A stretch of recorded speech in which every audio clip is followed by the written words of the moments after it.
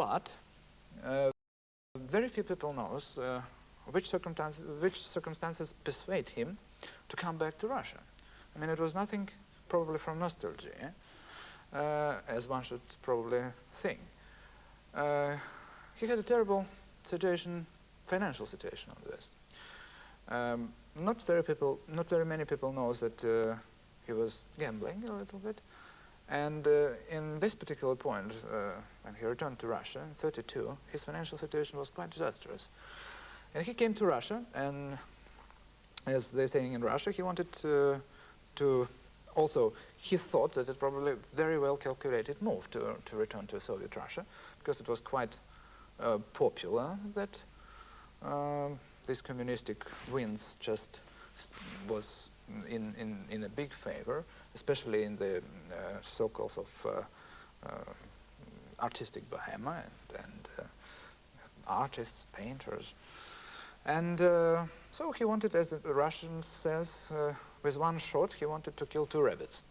So he wanted to come back, and probably he wanted to look like a patriot and to be in interesting country where interesting things happens. And at the same time, he wanted probably to escape from financial situation in which he got on the West this time. And probably later on, I'm sure he planned successfully continue his career as a composer already, as a recognized composer. But when he came, he started to realize that things are not that simple as probably he calculated. And to this particular point, until '44, when this sonata was written, he realized that he became a hostage of the system, became a hostage of the horrible system, and a hostage of Stalin, and he would never be free again. So, and probably, as we find out from this sonata, there are hidden messages there. Probably he thought that it's his last piece, and I show you why. Prokofiev died on the same day as Stalin, didn't he? Yeah, and nobody recognized that Prokofiev died because everybody was so preoccupied with Stalin. But coming back to the Prokofiev attitude to the policy and to the politics, he was always trying to be abstract. He was always wanted to be above this, you know.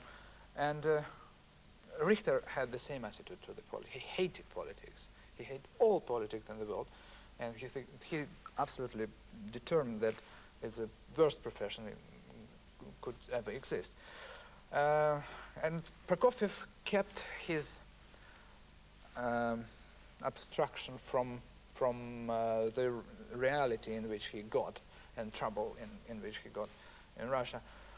But on this particular point, when he felt that probably the end of the life is not so far, and he came to the very dangerous point where he tells us tremendously, immensely expressive story and confessive story, which from Prokofiev is quite, for me as a pianist and for me as an interpreter of Prokofiev, it's quite a shock, this sonata. And if you go briefly through the piece, if you allow me. Yes, because the opening theme is very important to the whole piece, isn't it? Yes, like we say in Russia, I would connect it with him personally, like a preface to the story. And this theme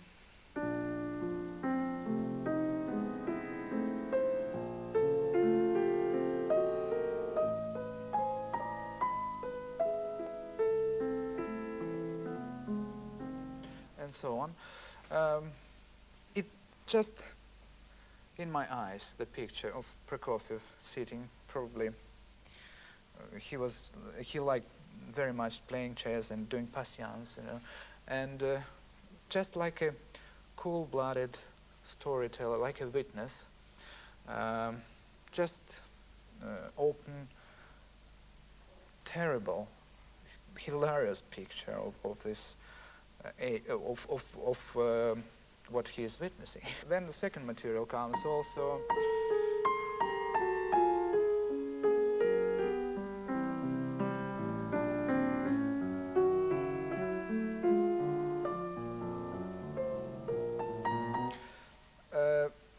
develops very slow, and nothing predicts us the drama which is appearing on the first material, the same mode. This is another different material also.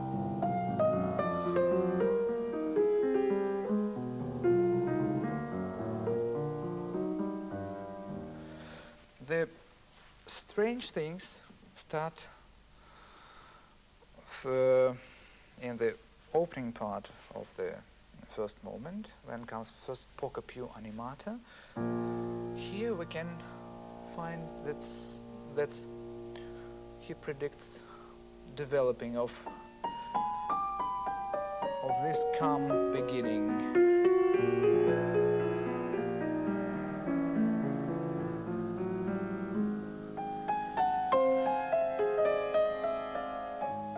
This is like prediction of something horrible, especially this scale. Something slightly sinister.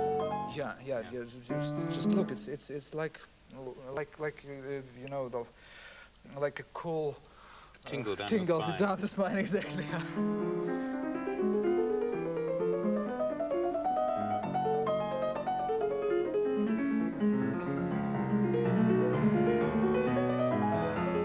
This is definitely the theme which is symbolizing of Russian folk songs, definitely. This is a face of Russia, but face of a disturbed Russia, you know? And this theme will come back in the first moment several times, so I repeat it. I think this is very important. You know, this is the kind of old Mother Russia, which are disturbed very much, and then it comes. The big bear is moving around. Yeah, on the exactly. bass. Big Bear is exactly. Big Bear is waking up.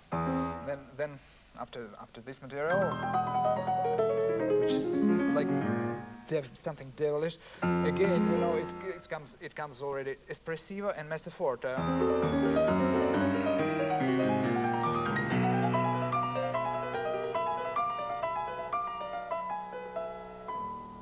This is the first signs of the horrible things which is coming out. Then comes Andante back, but with a touch of espressivo. He writes espressivo. When he writes espressivo, he really means it.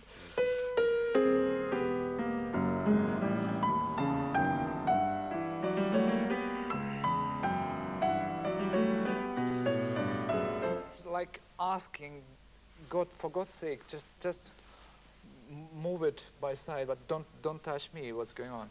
But the next material we have is definitely signs of the fate and signs of the death, if you want.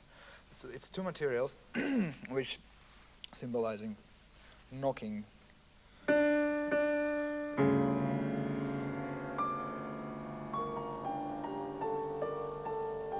It's the two contrast materials. One is a very dark and symbolizing probably the death, probably the fear of death, probably the fate. And here on the top is he writes again Dolce, and it's like asking that for God's sake, just don't touch me. This hand of the death, you know, and it's very unusual for Prokofiev.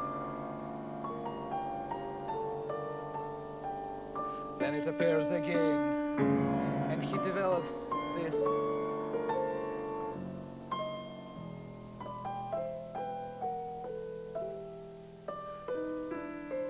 But this is again erupted.